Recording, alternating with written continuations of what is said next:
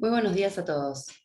Les damos una bienvenida a la charla introductoria al nuevo curso de certificación en gestión de proyectos de construcción por cadena crítica organizada por el Consejo Profesional de Ingeniería Civil junto con Goldratt Consulting. Esta charla estará a cargo del doctor Javier Arévalo, director de Goldratt Consulting Latinoamérica, del ingeniero Matías Virrell Rodríguez, experto TOC de Grupo Goldratt en LATAM y en gerencia de proyectos CCPM, del ingeniero Marcelo De Fiori, director del Programa Ejecutivo de Gestión de Proyectos de Construcción, Cámara Argentina de la Construcción, experto CCPM Construcción, y del ingeniero Martín Repeto, máster en Dirección Integrada de Proyectos de Construcción MEDIP, Universidad Politécnica de Madrid, experto CCPM Construcción. Las preguntas para los oradores se realizarán a través de la opción Preguntas y Respuestas y serán respondidas al final de la presentación. Aquellas preguntas que por cuestiones de tiempo no lleguen a responderse serán contestadas por correo electrónico. Asimismo, a través de la opción del chat, podrán realizar consultas de conexión u otro tipo de inconvenientes a los usuarios de soporte identificados como MBL y FD. Para mantenerse informados sobre las capacitaciones venideras, los invitamos a consultar nuestra página web www.cepic.org.ar y en nuestras redes sociales Facebook, Instagram, Twitter y LinkedIn. Muchas gracias por su atención y nuevamente, bienvenidos.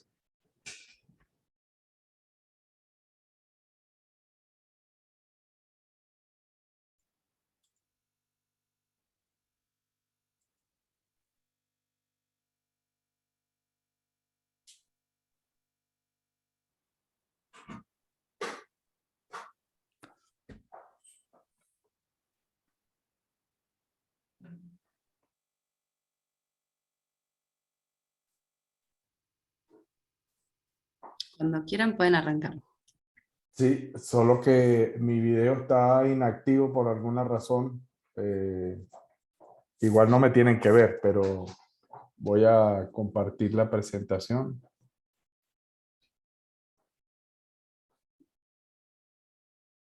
Ahora sí. Muchas gracias, Florencia. Bueno, buenos días. La idea de esta mañana es compartir con ustedes una breve introducción al curso de certificación para proyectos de construcción, y la idea es proveerles información de qué es lo que es cadena crítica, qué es el curso, el contenido, lo que vamos a estar ahí.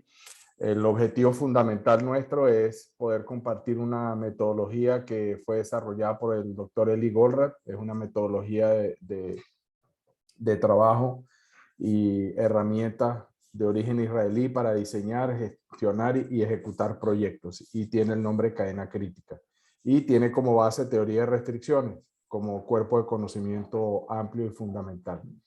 La idea es que con esta metodología viene a resolver muchas de las brechas que existen aún hoy en día con respecto a lograr que los proyectos se terminen a tiempo, antes o dentro del presupuesto con todo el alcance original. Este curso en este momento es la segunda ronda o la segunda cohorte que vamos a ejecutar este año.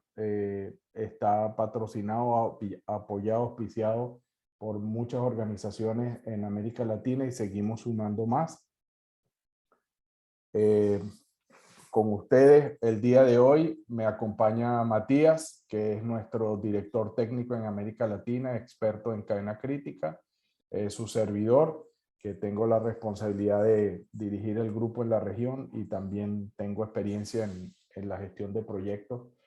Martín Repeto Alcorta, que es ingeniero civil y también experto en cadena crítica, y Marcelo, que no sé si va a entrar más tarde o iba a estar con nosotros, pero también es director del programa ejecutivo para la Cámara Argentina de la Construcción y experto en CCPM. Todos nosotros tenemos práctica de utilizar...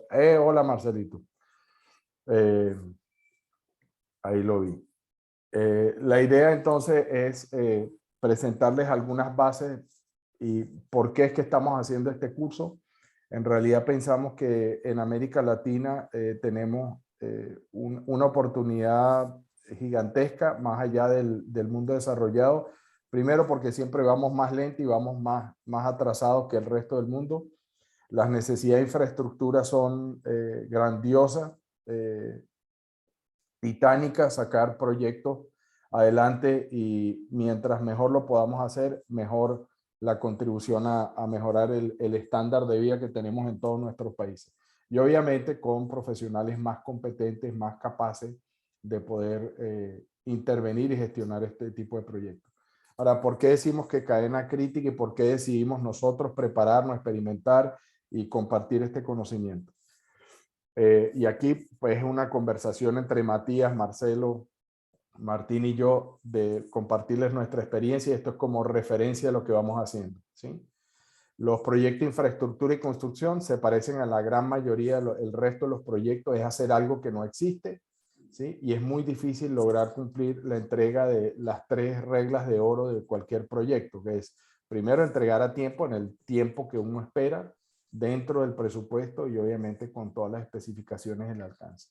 Cuando uno mira todas las estadísticas, termina encontrando que no importa cuál sea la organización o institución que haga el estudio, no solamente internacionalmente, Martín nos ha ido documentando y hemos ido encontrando otras referencias donde en América Latina también, cuando se hacen estudios, terminamos con que efectivamente siempre hay retraso, y aproximadamente entre un 70, un 80% de los proyectos terminan teniendo algún impacto significativo cuando uno mira las 3 variables. Es decir, la gran mayoría de los proyectos siempre adolece o cojea en alguna de estas variables que no se entrega. Y generalmente, si quiero entregar a tiempo, termino sacrificando costo y alcance, ¿ya? Y si quiero cuidar el costo, termino alargando el proyecto. Y si quiero entregar absolutamente todo y me exige la ley, dependiendo del tipo de proyecto que estamos hablando, pues estamos hablando a veces proyectos que se extienden por años, ¿ya? Ni siquiera, y en algunos momentos hablamos, por ejemplo, de el que yo recuerdo más reciente, fueron todos los atrasos que se fueron presentando en la segunda etapa del Canal de Panamá como una gran obra de infraestructura, y todas las discusiones y demandas que había por las penalizaciones y los sobrecostos en los que incurrió el proyecto. No sé si, muchachos, cuando ustedes quieran intervenir, adelante con todo gusto, ¿sí? Esto es solo como referencia por si acaso. La idea no es que sea yo el que hable.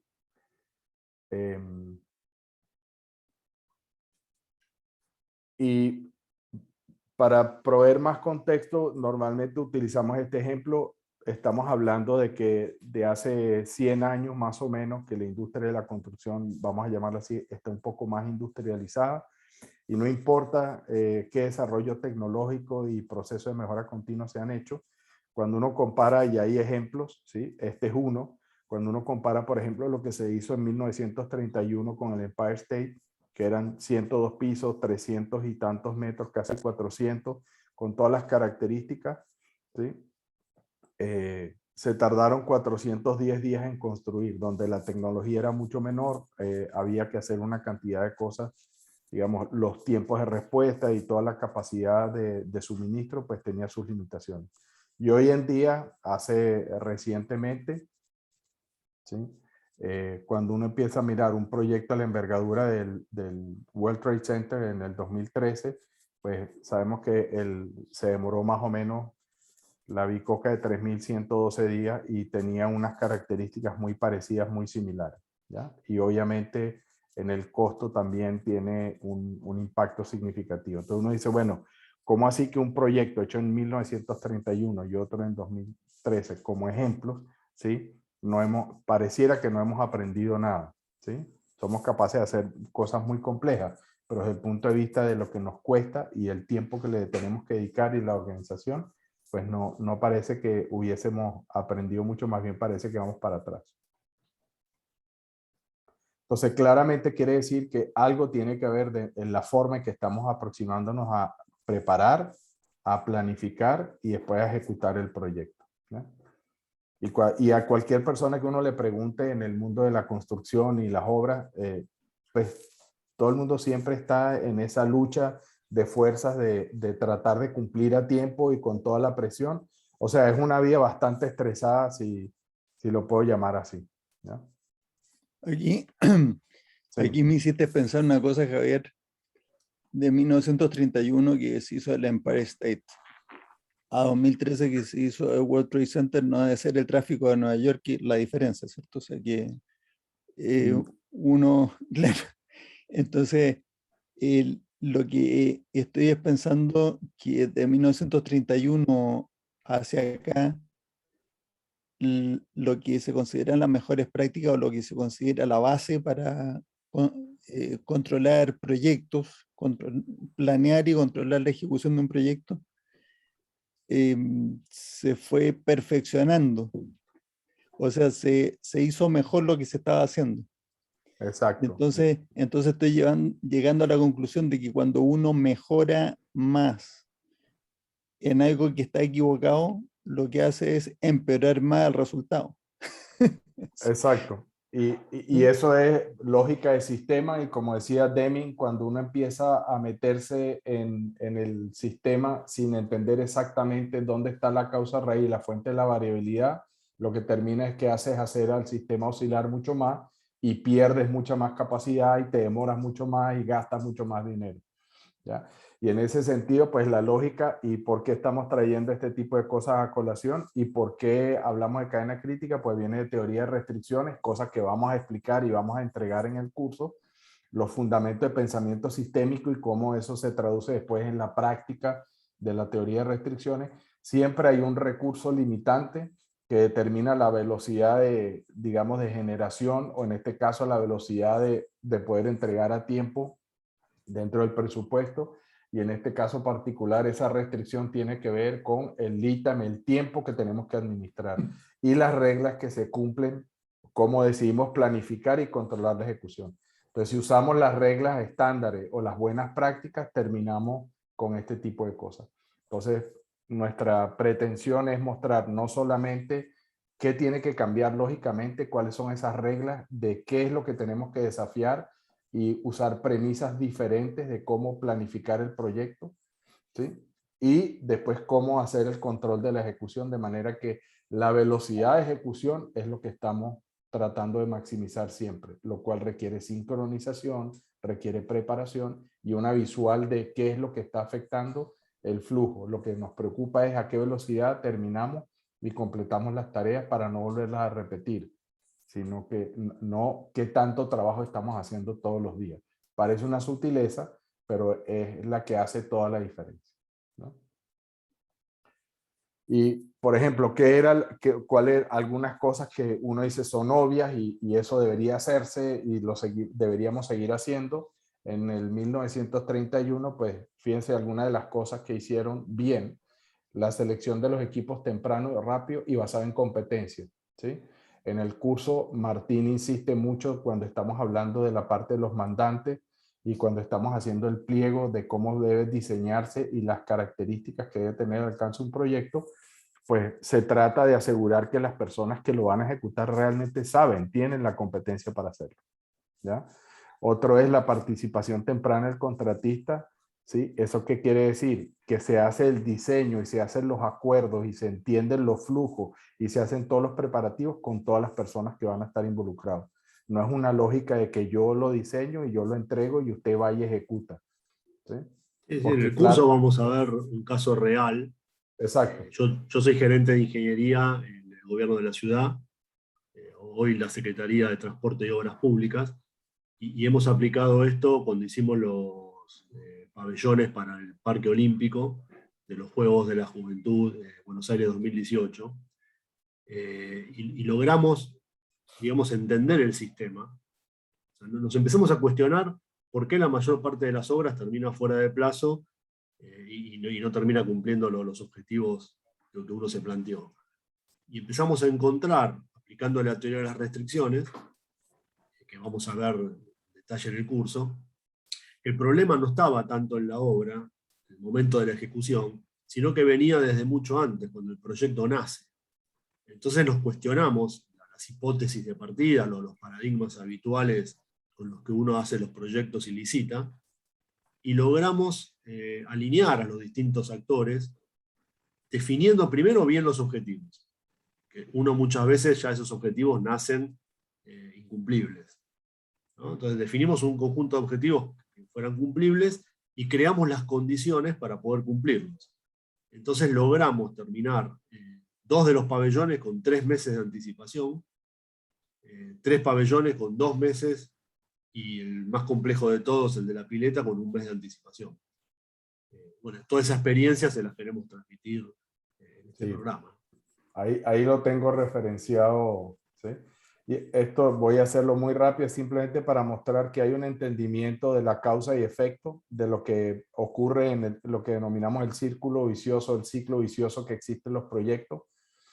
Y el hecho tiene que ver exactamente cómo planificamos y cómo controlamos la ejecución.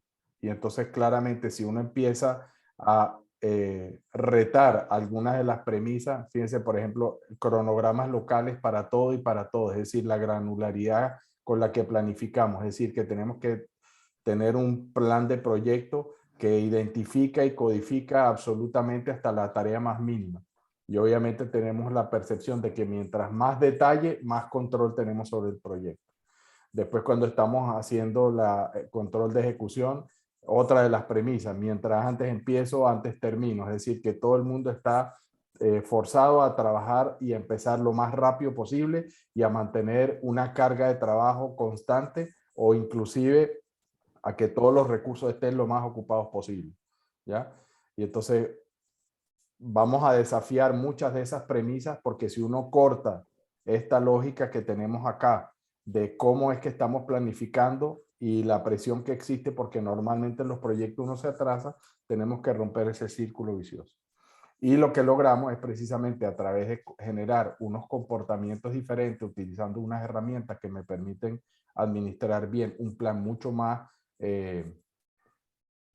agregado, digamos, a un nivel que me permite controlar e ir reportando y trabajando en los frentes que realmente demandan más control.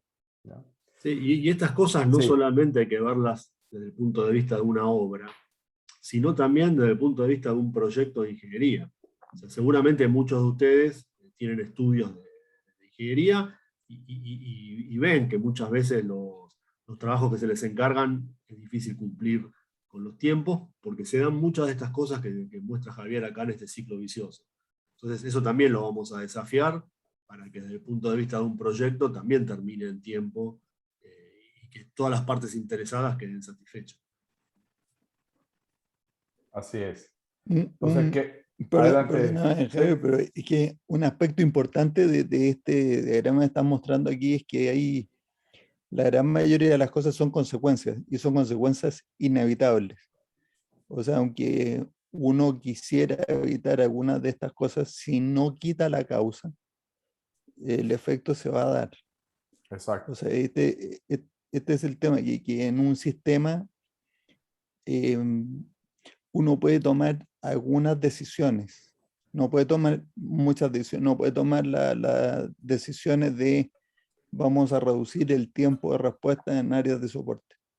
No se puede reducir así como una decisión aislada. O vamos a evitar las filas de espera. Todas estas cosas son consecuencias.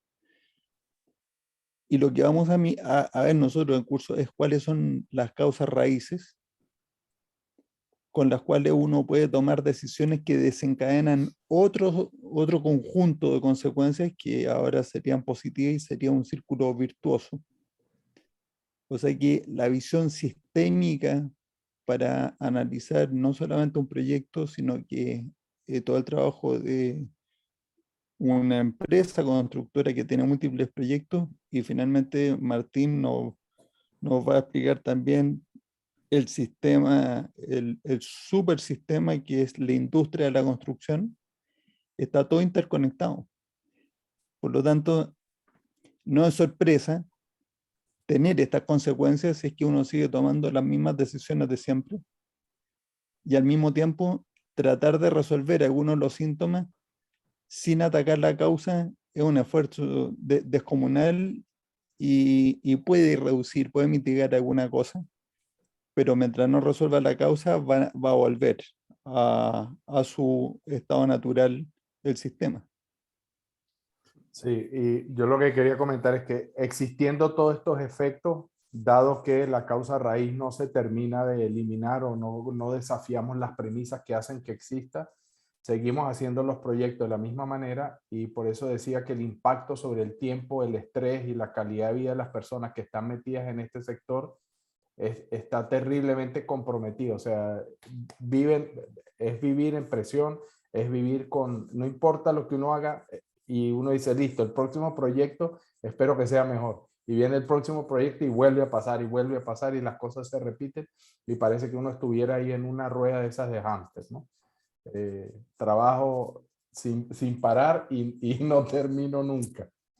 Entonces, aquí no es para explicar nada, simplemente decir que dentro de la lógica esa de la visión sistémica, vamos a trabajar con teoría de restricciones y las herramientas, qué significa el concepto de restricción, cómo se aplica a proyectos, cuáles son los pasos de mejora continua, cómo la lógica de gestión y sistemas de alta variabilidad e incertidumbre, los principios de flujo los vamos a aplicar para derivar y concordar que existe una manera diferente de hacer las cosas.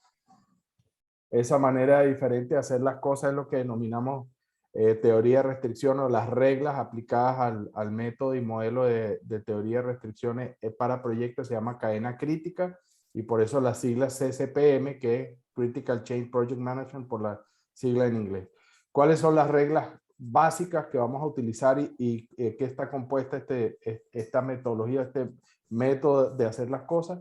Lo primero es controlar el nivel de trabajo en proceso, es decir, las tareas y los tajos de trabajo abierto y escalonar todos los proyectos que entran dentro de una organización, ¿ya? Entonces, en ingeniería, en proyectos en ejecución, en la parte de permisología, en la parte de diseño, todas esas cosas, pues tienen un impacto, qué tantas cosas están abiertas sobre la capacidad finita que tienen las personas y los equipos que se han asignado, aun cuando están planificados.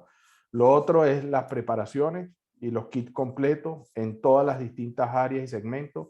Vamos a utilizar, por ejemplo, algunas de las herramientas como el Last Planner, que es una excelente herramienta para asegurar que el kit completo de cada etapa y de cada tarea y actividad que vamos a ir liberando al piso de trabajo tiene todo lo que se requiere y siempre mirar el equipo que se requiere, los materiales, los planos, los permisos, las instrucciones, la parte técnica, ¿sí? Los rendimientos calculados, las cuadrillas, los equipos de trabajo, toda la señalética, toda la parte de seguridad, o sea, almacenaje, materiales, etc.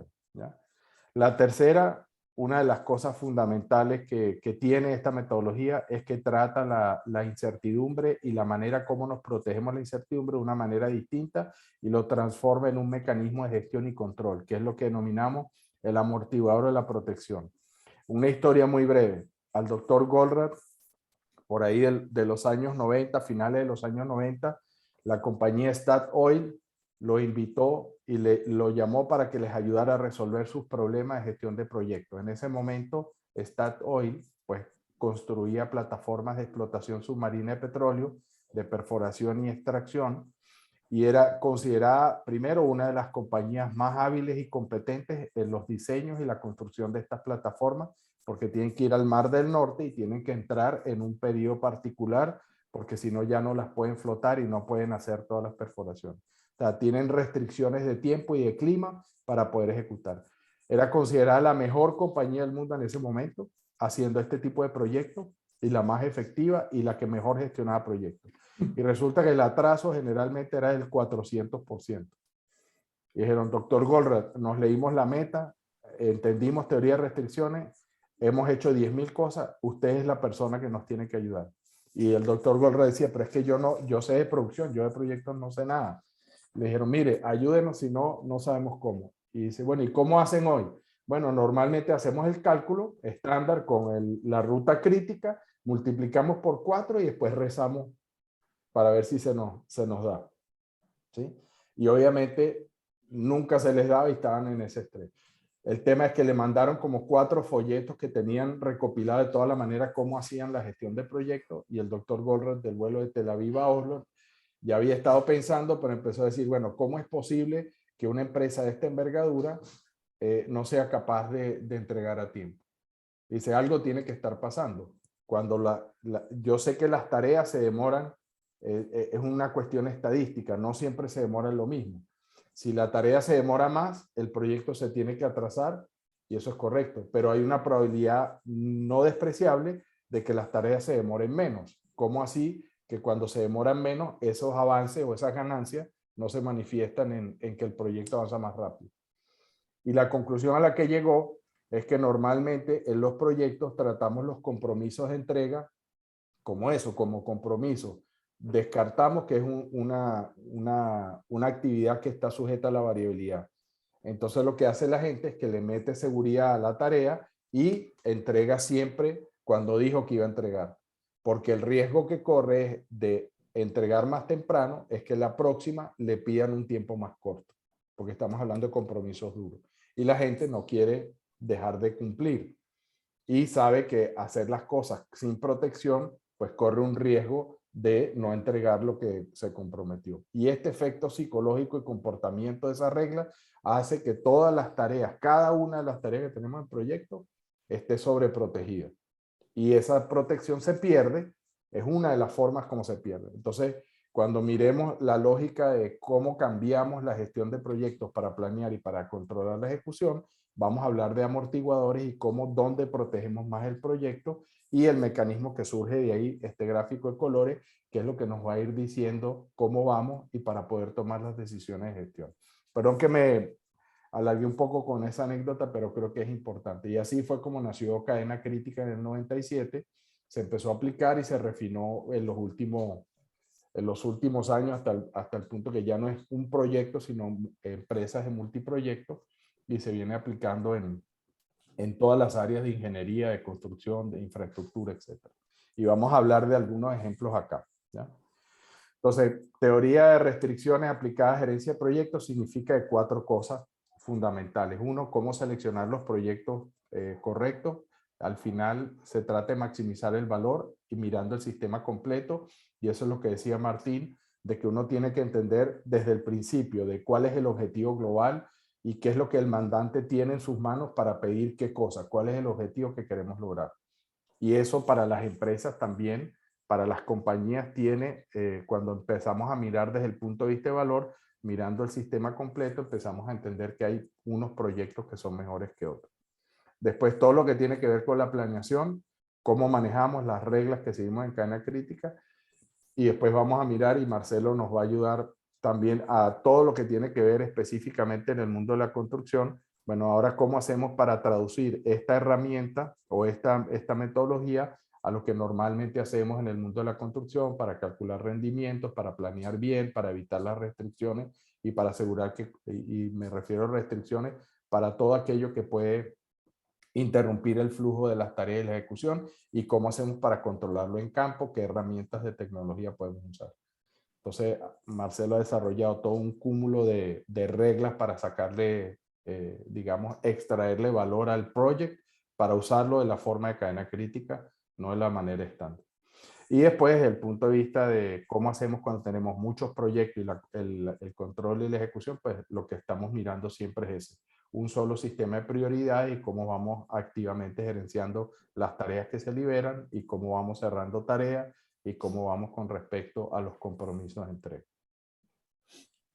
No sé si quieren comentar algo aquí en este punto. Yo quería hacer un comentario. Adelante, por favor. Sí, antes de conocer cadena crítica, yo me dedicaba a la gestión de cronograma a través de distintas experiencias. Lo que veía es que por mejor que sea el plan, por más que esté bien hecho, con voluntad, con gente que sabe, con buenas relaciones entre tareas, con buenas estimaciones de duración, más un poquito más, porque siempre se agrega algo más. A los pocos meses, inevitablemente, teníamos retrasos. Es decir, todas esas protecciones que se habían colocado en cada una de las tareas se habían evaporado y nadie sabe cómo. Y el proyecto ya estaba retrasado. Entonces, cuando un proyecto se retrasa, lo que hay que hacer es comprimir lo que falta hacer. Entonces, la primera vez se puede hacer, porque las tareas que están en el futuro, todas tienen algo de protección y le podemos ir sacando un poquito. Cuando pasan unos meses más, ya lo hemos hecho 3 o 4 veces y el proyecto colapsa. Ya no tiene más protección, nadie quiere ceder un día más y entonces hay que reconocer ante el cliente que estamos retrasados. Y eso pasa todo el tiempo y en todos los proyectos y se debe a que la forma de planificar tradicional, con colchoncitos en cada una de las tareas, es perversa. Lo que Cadena Crítica apunta es a cómo planificar y controlar de una manera completamente distinta. Eso quería agregar. Gracias, Marcelillo. Y aquí simplemente vamos a mostrarles algunos ejemplos. Esto es mostrando Japón. Parece una película de Godzilla, ¿sí? Pero Japón tiene más o menos como un muy pequeño porcentaje de la superficie terrestre, algo así como el 1.5, el 2%, y sin embargo recibe el 15% de todos los desastres naturales. Entonces quiere decir que Japón está constantemente construyéndose, ¿ya? Entonces, la parte de la gestión de las obras de infraestructura y construcción en Japón es de vital importancia y de hecho tiene un impacto sobre la supervivencia de las personas. Entonces, acuérdense todos los desastres naturales del año 2017 para acá, o sea, Fukushima, todo lo que pasó con la planta de generación nuclear y el reactor, más el tsunami y todas estas otras cosas. Pues eso es algo muy común y siendo una isla, pues está sometida a todas esas cosas. En Japón, lo que tenemos es que efectivamente empezaron a hacer pruebas con la metodología de cadena crítica, ¿sí? Y es una sincronización entre la responsabilidad estatal y las empresas contratistas del Estado. Entonces, al principio, en 2005, se hizo un piloto para demostrar que efectivamente se podía terminar a tiempo y dentro del presupuesto. En el 2006 se aumentaron a 15 proyectos en la península de Hokkaido y el MLIT es el ministerio, es decir, que esto fue desde parte del gobierno en colaboración con la industria privada. 2007 se pasaron a 2.523 proyectos en todo Japón. En el 2008 más de 4.000 y del 2009 en adelante ya estamos hablando entre 12.000 a 15.000 proyectos de infraestructura pública todos los años que se acometen utilizando la metodología de cadena crítica. Este es el Parque Olímpico que Martín estaba mencionando. Entonces, si quieres comentar, Martín, de la experiencia, ya dijiste que se terminaron algunos meses, pero para mí parte de lo más importante de ese aprendizaje es cómo desde el punto de vista del comitente, desde el mandante hasta el comitente y todas las cosas, cómo se organizó esto y qué fue lo que decidieron hacer las empresas en ejecución, que creo que hay unas lecciones importantes. Sí, como les decía antes. Perdóname, antes Martín, los videos de los testimoniales del caso de Japón están en el sitio del curso, sí, que es TOCPM. Sí, ahora lo muestro el sitio. Ok, gorreconsulting.net. Sí, ahí los vamos a mostrar. Adelante, Martín. Sí, como les decía, esta experiencia fue muy, muy interesante, porque nosotros hicimos un pliego, yo siempre digo, más inteligente, porque logramos primero definir bien los objetivos y después crear las condiciones para alinear los objetivos de las distintas partes interesadas. Entonces pusimos condiciones en los pliegos, que nosotros no queríamos contratar a la oferta más barata, sino, como dice la Ley de Obras Públicas, la 13.064, contratar a la oferta más conveniente. Lo que pasa es que en ausencia de criterios, el único criterio es el precio. Nosotros acá dijimos, el precio es un condimento más, pero yo quiero ir más allá. ¿Cómo me garantizo que la oferta sea conveniente para los objetivos y lograr cumplirlos? Entonces pusimos condicionantes respecto de los subcontratistas. De qué capacidades mínimas tenía que tener, por ejemplo, el subcontratista que iba a hacer las estructuras metálicas para estos pabellones. Porque nosotros no queríamos que ganara una empresa barata con el herrero de la vuelta de la casa, sino que viniese una empresa seria con un subcontratista capaz de cumplir los objetivos. Entonces le pusimos que tenía que tener determinado volumen de producción mensual, un plantel de tantos soldadores calificados, etcétera, etcétera. De esa manera, las empresas contratistas no venían como una caja negra que yo contrato al contratista principal y después los subcontratistas no sé quiénes son. Tenía que venir nominado en la oferta, ¿sí? Con una carta decía que si la empresa ganaba, ellos iban a ser el subcontratista.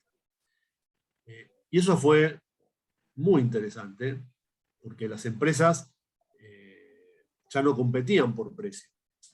De hecho, eliminamos a la primera, que venía con un 20% abajo del presupuesto oficial, porque su subcontratista no cumplía con estas condiciones mínimas.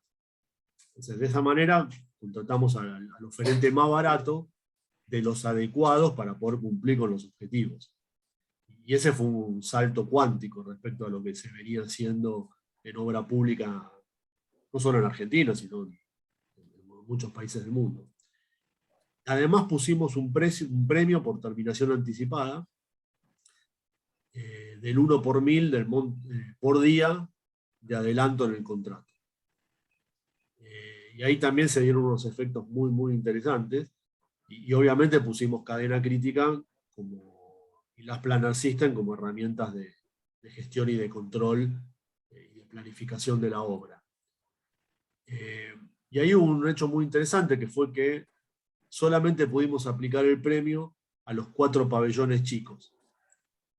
Los 2 pabellones grandes, que eran el de la pileta, los extremos, el de la pileta y el de la gimnasia artística, salieron sin premio, porque bueno, los tenía que firmar el jefe de gobierno, y de la Dirección General Técnica, Administrativa y Legal nos dijeron que sacáramos el premio de esos 2 proyectos.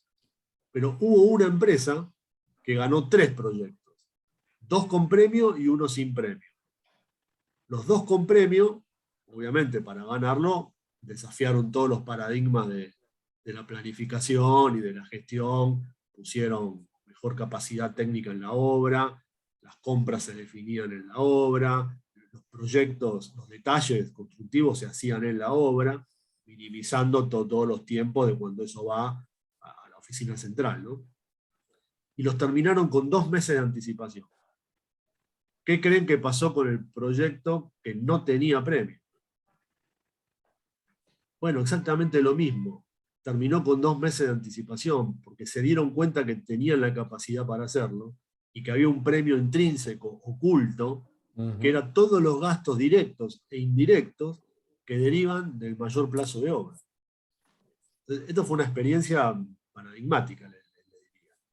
Y los otros 2 pabellones chicos terminaron con 3 meses de anticipación, y bueno, el de la pileta, que era el más complejo, 500 pilotes hincados a 30 metros de profundidad, terminó con 1 mes de anticipación.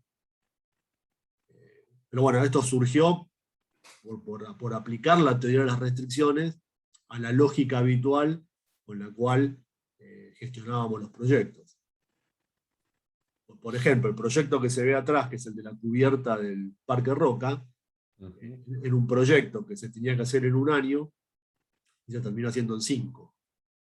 Entonces, toda esa experiencia, el aprendizaje que nos dio ese proyecto, lo volcamos por el análisis de la teoría de las restricciones, a entender realmente el sistema y dónde están las causas profundas de los problemas, aplicarlo en el lugar adecuado, que es cuando el proyecto está naciendo. Porque por lo general todas las técnicas que vemos del project management, Lean, se aplican en el momento de la ejecución. Y perdemos muchísima oportunidad de generar valor para el proyecto si no lo aplicamos al inicio.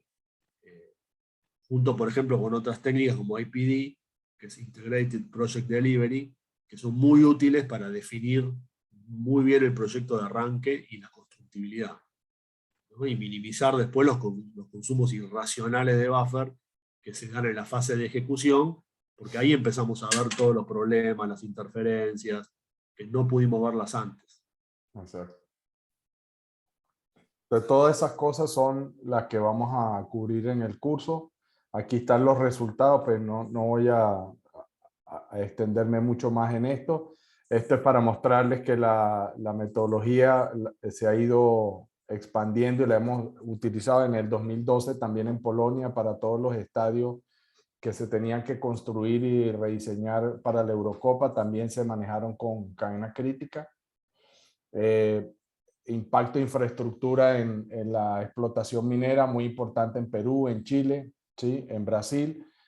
Construcciones de envergadura para poder armar las plantas de tratamiento, las plantas procesadoras, todo lo que tiene que ver con las líneas de transporte hasta llegar a empresas como, ¿sí?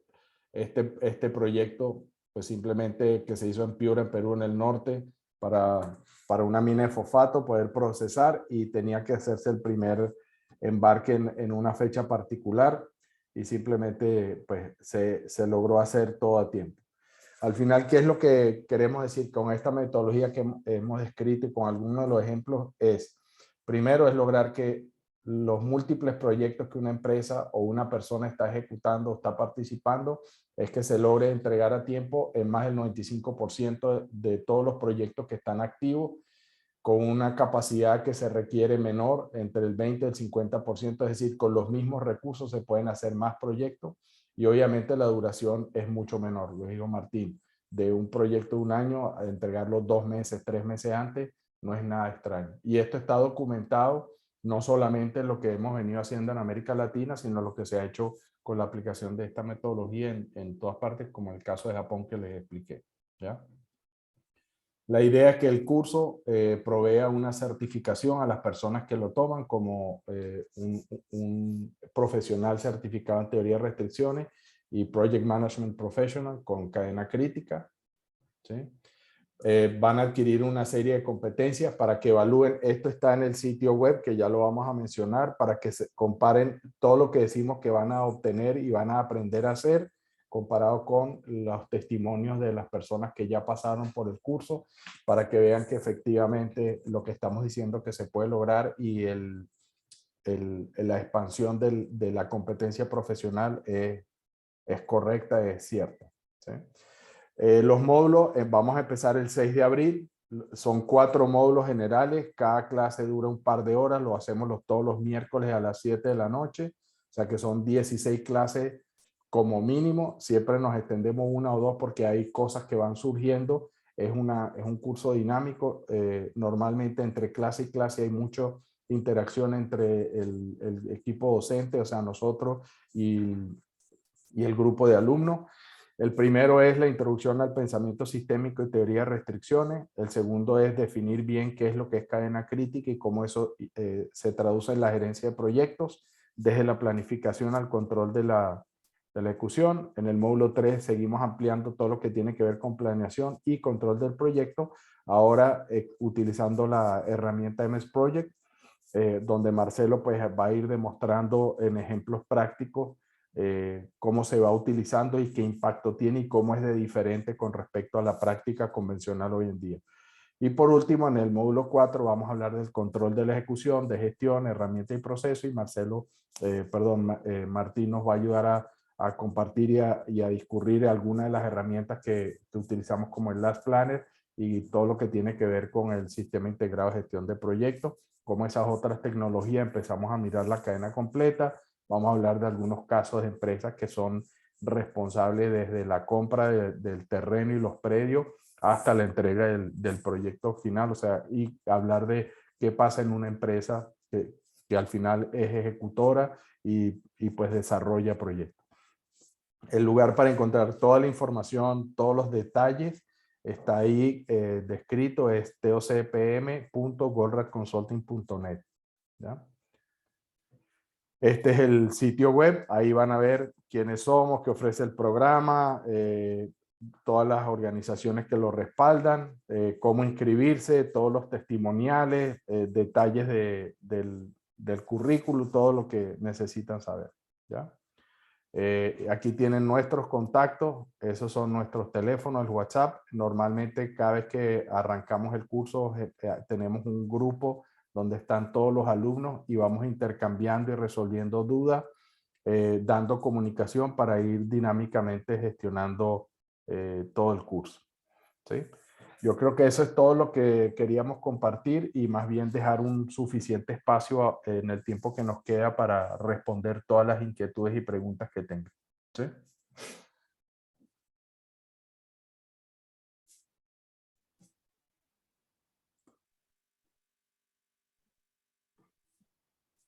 Bueno, y avisarles que va a haber el día 22 del 3, el Consejo va a hacer un sorteo de 3 becas absolutamente gratuitas para matriculados con la matrícula al día, cuota al día.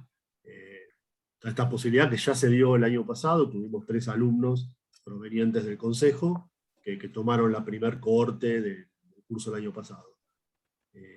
Así que bueno, les queríamos avisar eso también, que es interesante para los matriculados. Aquí hay una pregunta que Martín respondió por escrito en la sección, pero yo hago la pregunta y la vuelve a responder al aire. ¿Te parece bien, Martín? Dale. Muy buenos días a todos, dice Mariano Gastón Hoyos. ¿Qué se puede decir como metodologías ágiles como ser BIM?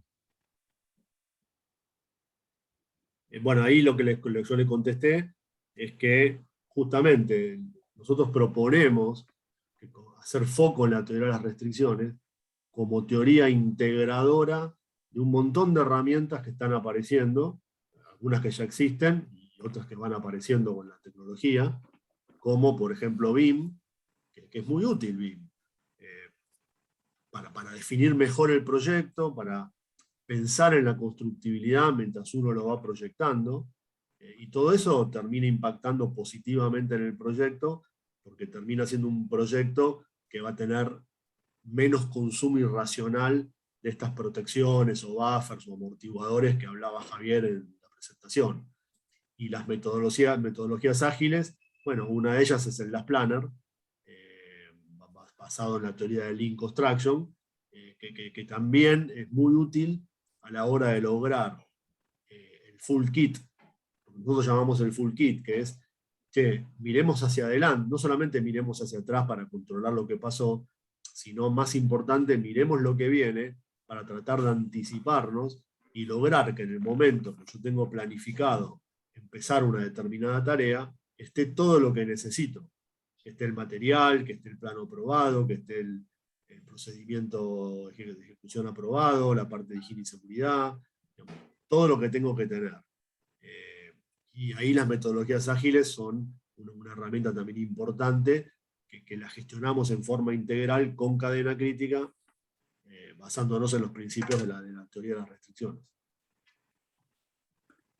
Como una anécdota y experiencia práctica, ayer tuve una reunión, es un proyecto de construcción pequeñito donde yo estoy siendo project manager de uno de los subcontratistas. Y entonces tuvimos una reunión de horas donde, sin ir más lejos, lo que acaba de decir Martín, yo lo eché de menos, que el año pasado se hubiera hecho la reunión de especialidades, porque ahora hay que mover unos ductos de aire acondicionado porque hay una interferencia que no permite hacer la instalación de unas cajas eléctricas.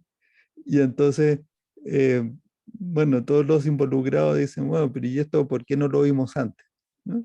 Y lo que están entonces comentando es precisamente la necesidad, o sea, BIM es un genérico, ¿cierto? Y hay software, así uno puede usar el SketchUp o alguno de esos software para tener la visión completa del proyecto, pero lo que importa es otra cosa, estas siglas, ¿cómo es que es? IPD, ¿cierto? Integrated Project Delivery, que es donde hay una integración temprana de todas las especialidades para prever posibles interferencias de futuro y resolverlas antes. Y este es el tipo de cosas que consume después muchas de las protecciones que uno ha puesto y otras cosas como las que mencionó Javier, y que es lo que va explicando la desincronización que desperdicia la capacidad y que termina en los atrasos, en los sobrecostos, en sacrificar alcance. Sí, por ejemplo, Hay en un otra pregunta. proyecto, Sí. en un proyecto que vos tenés montajes muy complicados, tenés que tener la visión de algunos montadores expertos antes mientras estás haciendo el proyecto.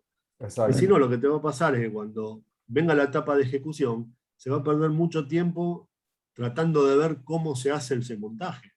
Y por ahí eso hace que tengas que redefinir la parte constructiva y tenés que andar cortando elementos, adaptándolos, y todo eso es tiempo. Y se puede hacer muchísimo mejor los proyectos trayendo al momento en que uno está creándolos, pensándolos, a los expertos de las distintas especialidades. Cada vez los proyectos son más complejos y van a ser cada vez peor. Sí. En cuanto a complejidad. Ya no hay un único director de obra que pueda entender todo el proyecto en su mente.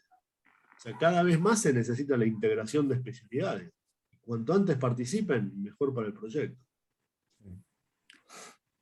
Aquí hay una pregunta que, bueno, esto es una actividad del Consejo de Ingeniería Civil, ¿cierto? Pero hay una pregunta que hace una referencia a la Cámara, se la voy a hacer a Marcelo.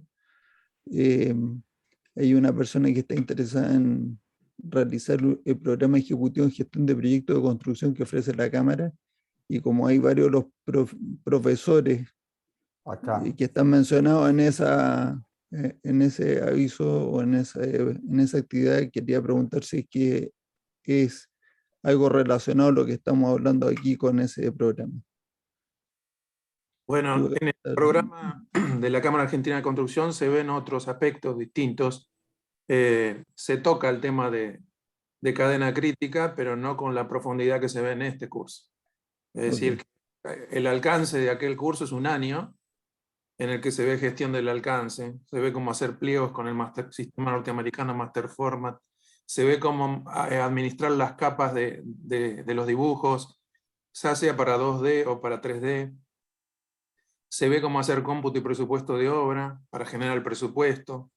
Se ve gestión de costos, digamos que tiene otro alcance. Y también en el área de planificación se ve planificación tradicional y planificación por cadena crítica. O sea que sería como una versión comprimida de este curso. Yo les recomiendo que si están interesados en tener éxito en sus proyectos, terminarlos a tiempo o incluso antes, tomen este curso porque es más profundo que lo que se ve en el de la Cámara Argentina de Construcción. Pero son complementarios ambos cursos. Por O sea, no es supuesto. que tenés que Por buscar entre supuesto. uno y otro. Digamos. En otro Además, te van a dar también muchas cosas. si son egresados del programa ejecutivo de la Cámara Argentina de Construcción, dado que han visto planificación, tienen un 50% de descuento para hacer este curso. O sea que podrían hacer los dos perfectamente y teniendo el beneficio de ese descuento. Y después otra cosa importante, en este curso de Goldratt, les damos un certificado internacional de gestión de proyectos bajo la modalidad de cadena crítica. De cadena crítica, exactamente. Bueno, dice Juan Manuel Bodrati que era que preguntaba, que muchas gracias. No veo ¿Alguna más otra pregunta, preguntas. inquietud?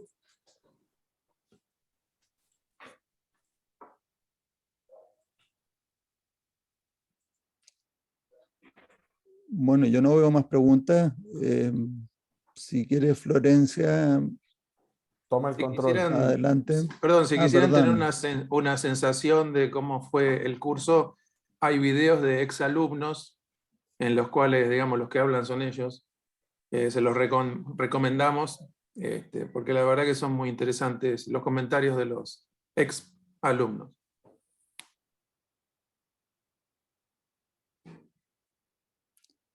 Adelante, Florencia. Por parte del CEPIC agradecemos a los oradores.